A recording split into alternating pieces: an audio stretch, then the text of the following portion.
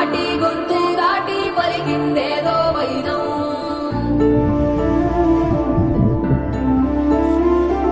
మూడు వారిన మనసులోనే పలికిందేదో ప్రాణం